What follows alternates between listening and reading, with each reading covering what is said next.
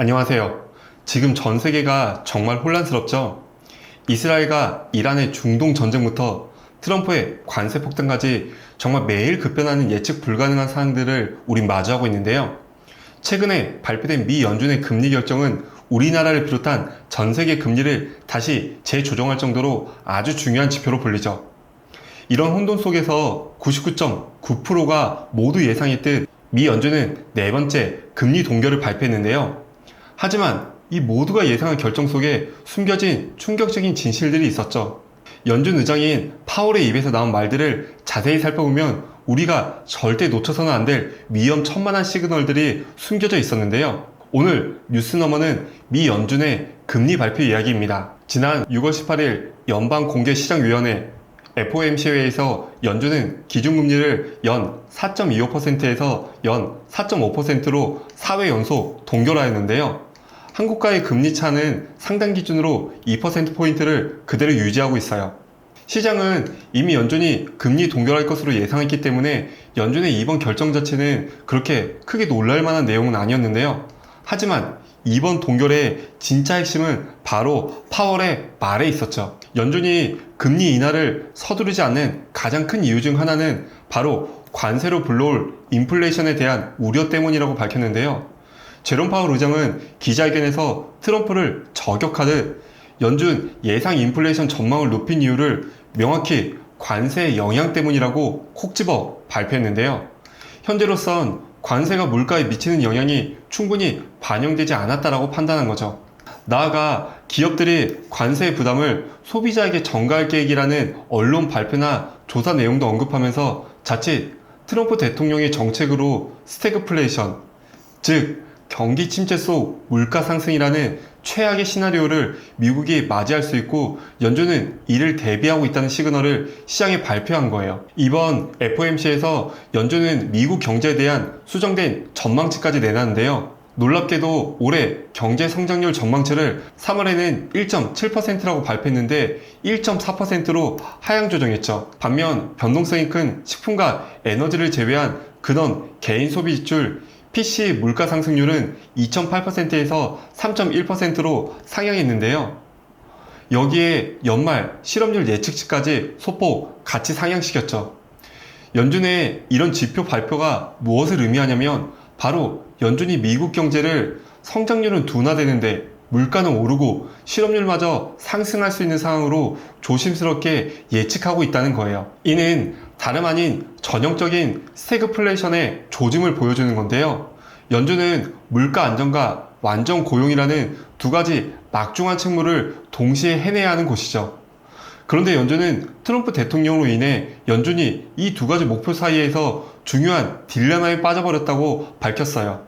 미국의 성장 둔화를 막기 위해 금리를 내리자니 트럼프의 관세 전쟁으로 인해 물가의 불안정이 심화될 수 있고 또 물가를 잡기 위해 금리를 유지하자니 자칫 기업과 가게에 돈이 돌지 않아 경기가 위축될 수 있는 상황이라고 판단한 거죠. 연준은 안정적인 경제 연착륙을 목표로 해야 하는데 트럼프 대통령으로 인해 예측할 수 없는 불확실성이 계속 생겨나면서 고민에 빠져버린 거라는 뉘앙스를 시장에 연신 쏟아냈어요. 연준 위원들의 향후 금리 전망을 보여주는 중요한 자료 중 일명 점도표가 있죠. 이 점도표를 보면 연내 0.5포인트, 즉 두 차례 금리 인하 전망을 유지하고 있긴 한데요. 하지만 그 내용을 좀 더 자세히 들여다보면 심상치 않은 변화를 감지할 수 있어요.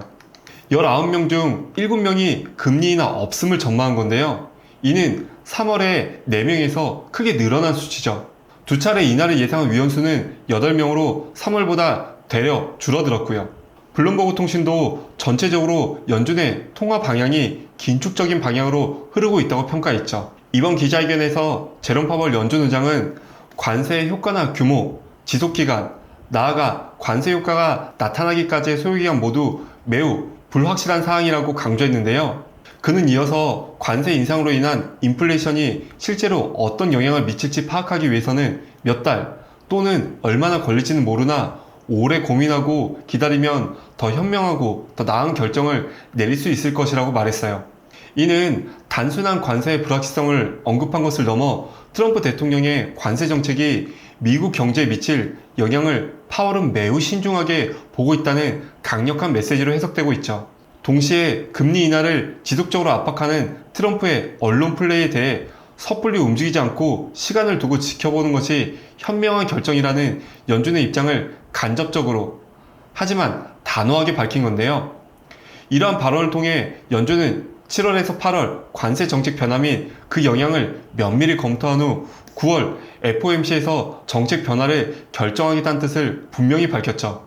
즉, 연준은 당장 섣부른 판단을 내리기보다는 관세 효과를 좀 더 명확히 파악하여 신중한 관망세를 유지하겠다는 태도를 시장과 트럼프 대통령에게 전달한 발표라는 평가가 나오고 있어요. 연준의 금리 동결과 관세 우려 속에 미국인들의 소비 심리에도 변화가 감지되고 있는데요. 지난 5월 미국의 소매 판매는 전월 대비 0.9% 감소했죠. 전문가 전망치보다 더 큰 폭으로 줄어든 건데요. 이는 미국 정부의 관세 정책으로 인한 경기 침체 우려가 소비자 심리에 직접적인 영향을 미쳤음을 보여주는 지표라는 의견들이 나오고 있어요. CNN은 이 추세가 지속된다면 경제 전반에 파급 효과를 미칠 수 있다고까지 경고하고 있는데요. 왜냐하면 미국은 다른 나라와는 다르게 미국의 막대한 GDP 중 70%를 미국 소비가 차지하고 있어요. 즉, 고작 0.9%라고 해도 5월 소매 판매액이 7,154억 달러이고 이게 0.9% 감소했다면 약 65억 달러가 줄어든 건데요. 이를 하나로 계산하면 무려 8조 9천억 원이 감소한 수치로 연준이 왜 이 소비 위축을 심각하고 주의 깊게 보고 있는지 보여주는 대목이죠. 미 연준의 결정은 우리나라 한국은행의 통화정책에도 상당한 영향을 미칠 수밖에 없는데요. 현재 한미 기준금리 차이는 2포인트로 사상 최대 수준이 유지되고 있어요. 지금 한국 경제 자체가 매우 어렵기 때문에 한국은행은 기준금리를 인하해야 한다는 압박을 받고 있는데 지난달 기준금리를 0.25포인트 인하하기도 했지만 미 연준의 동결로 인해 추가 인하에 대해서는 고민이 깊어질 수밖에 없는 상황이 되었죠.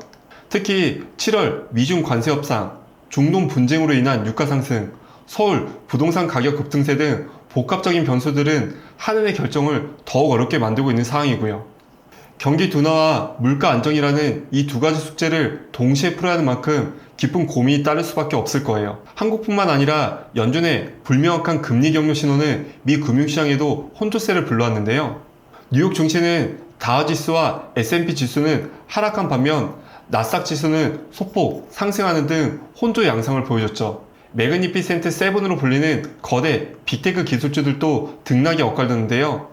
가상자산 시장 역시 대표주자인 비트코인이 10만 5천 달러 선을 지지했지만 스태그플레이션 위험성으로 투자, 신규 자금 유입에는 관망세가 짙어지는 느낌이에요. 결국 연준은 관세로 인한 인플레이션 압박 그리고 경기 둔화 가능성이라는 두 가지 문제를 동시에 해결해야 하는 어려운 상황에 놓여 있는데요. 점도표를 비롯해서 여러 가지 내용들을 종합적으로 살펴보면 연준 내부에서는 이미 인하 없음을 주장하는 매파의 목소리가 커지고 있는 건 아닌지 우려가 나오고 있어요. 이는 앞으로 연준의 통화정책 방향이 순탄치 않을 것이며 증시를 비롯한 여러 투자에 있어서도 불확실성이 더욱 커질 수밖에 없음을 보여주는 대목이죠. 오늘의 이야기는 여기까지였고요. 지금까지 영상을 시청해주셔서 너무 감사드리고 좋아요를 꼭 좀 부탁드립니다. 여러분의 생각도 댓글로 남겨주시고 저는 다음에 더 유익한 뉴스너머 이야기로 다시 찾아오겠습니다. 감사합니다.